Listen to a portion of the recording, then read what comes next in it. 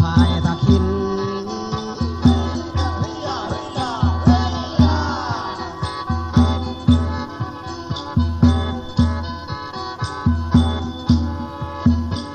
บอกว่ายินเสียงข่าวว่าน้องละดูเดือนบ้านใหม่เดี๋ยวนี้เขาให้สุกแก่คุ้มเขาดอตั้งว่าต่อมา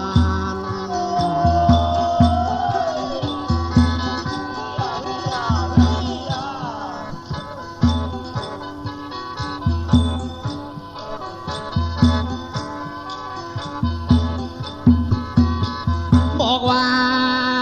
เดี๋ยวนี้ข้านาดนตรี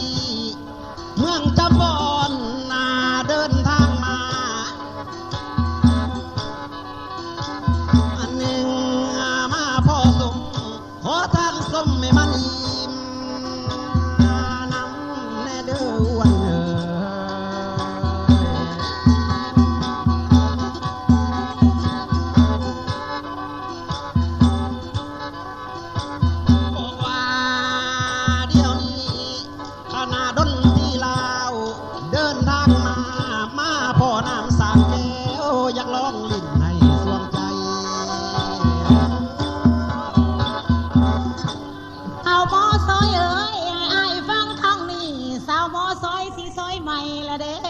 สมัยใหม่ก้าวสิผ้าอ้ายน้องม้วนน้ำเด้ซอยเหาะบนว่าน้อกันแกงเห็ดเพิ่นกะว่าบ่แซ่บอันหมอลำผู้ชายเพิ่นละแกงไก่เพิ่นกะว่าบ่แซ่บบัดสิแซ่บโอ้ยแกงหอยเถอะนะต่อยก้นน่ะอีเลิศใส่น้ำเน่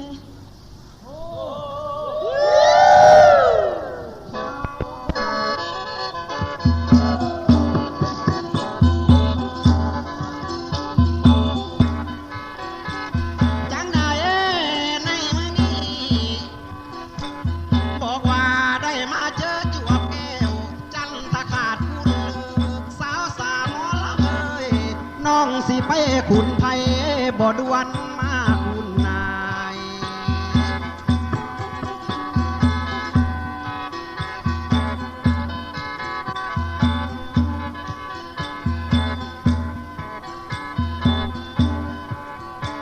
เดี๋ยวนี้นับแต่มาเอ็นหน้ามาเอ็นหูเอ็นตาสาวหมอลำเหนือละไมงามเจ้าดีนาง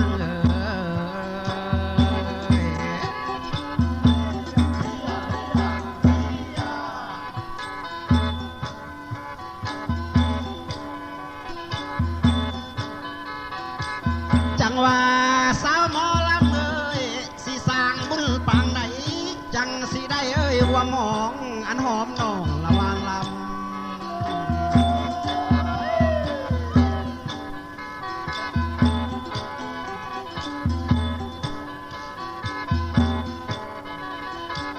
จังใดคันแมนโจบคือน้องคันแมนงามคือน้องแม่นางเกิดวันยังแก้วต่าง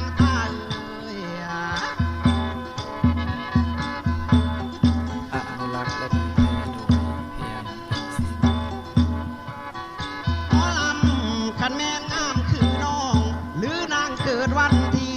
แม่จกเข้าใส่คัน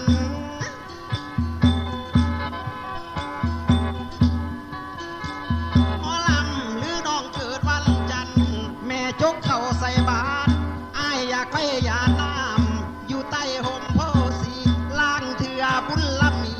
ได้ห่วมเผาแมงนอง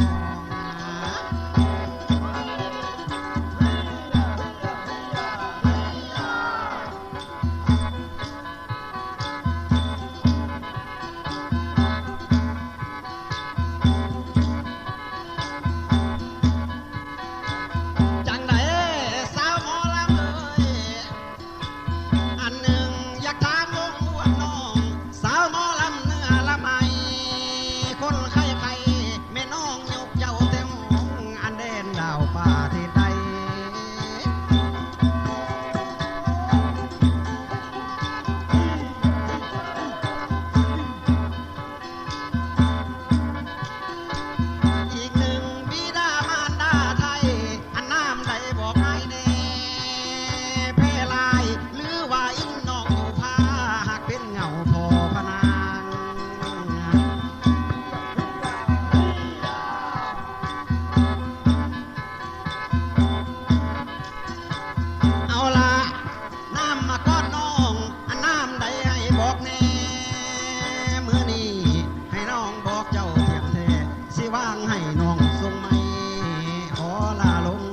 จังไว้สา